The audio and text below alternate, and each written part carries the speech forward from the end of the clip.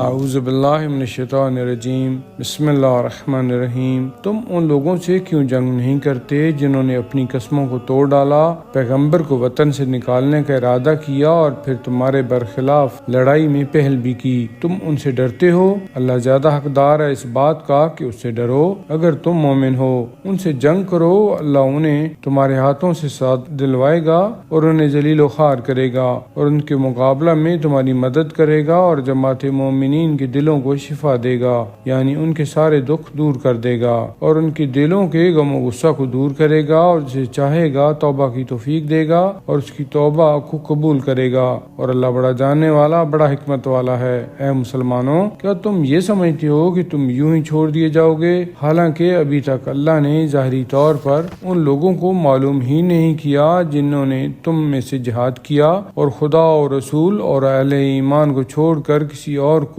اپنا جگری دوست اور محرم راز نہیں بنایا، اور اللہ اس سے باخبر ہے جو کچھ تم کرتے ہو۔ اور مشرکین کے لیے روا نہیں ہے کہ وہ مسجدوں کو آباد کریں جبکہ وہ خود اپنے اوپر اپنے کفر کی گواہی دے رہے ہیں۔ یہ وہ لوگ ہیں جن کے سب اعمال ضائع ہو گئے اور وہ ہمیشہ آتش دوزخ میں رہیں گے۔ در حقیقت مسجدوں کو آباد وہ کرتا ہے جو اللہ اور آخرت کے دن پر ایمان رکھتا ہے، نماز قائم کرتا ہے اور زکوٰۃ ادا کرتا ہے اور اللہ کے سوا اور کسی سے نہیں ڈرتا۔ انہی کے متعلق یہ امید کی جا سکتی ہے کہ وہ ہدایت یافتہ لوگوں میں سے ہوں گے۔ کیا تم نے حاجیوں کو پانی پلانے اور مسجد الحرام کے آباد رکھنے کو اس شخص کے کام کے برابر قرار دیا ہے جو اللہ اور قیامت کے دن پر ایمان لایا اور اللہ کی راہ میں جہاد کیا؟ یہ دونوں اللہ کے نزدیک برابر نہیں ہیں اور اللہ ظالموں کو منزل مقصود تک نہیں پہنچاتا۔ جو لوگ ایمان لائے اور ہجرت کی اور رائے خدا میں اپنے مال و جان سے جہاد کیا،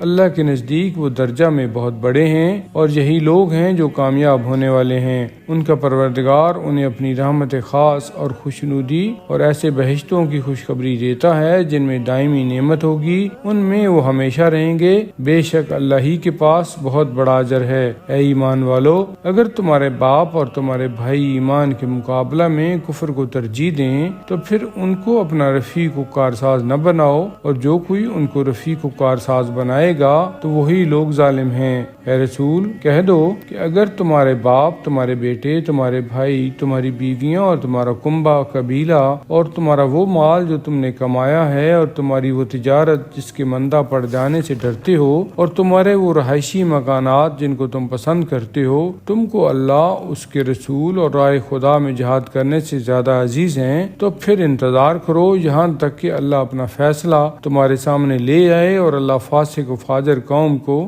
منزل مقصود تک نہیں پہنچاتا۔ بے شک اللہ نے بہت سے مقامات پر تمہاری مدد فرمائی ہے، اور حنین کے موقع پر بھی جب تمہاری کثرت تعداد نے تمہیں مغرور کر دیا تھا، مگر اس کثرت نے تمہیں کوئی فائدہ نہ پہنچایا، اور زمین اپنی ساری وسعت کے باوجود تم پر تنگ ہو گئی، پھر تم پیٹھ دکھا کر بھاگ کھڑے ہوئے۔ پھر اللہ نے اپنی طرف سے اپنے رسول اور اہل ایمان پر سکون و اطمینان نازل کیا اور ایسے لشکر نازل کیے جو تمہیں نظر نہیں آئے، اور اللہ نے کافروں کو سزا دی اور یہی کافروں کا بدلہ ہے۔ اس کے بعد اللہ جس کی چاہتا ہے توبہ قبول کرتا ہے، یعنی اسے توفیق توبہ دیتا ہے، اور اللہ بڑا بخشنے والا بڑا رحم کرنے والا ہے۔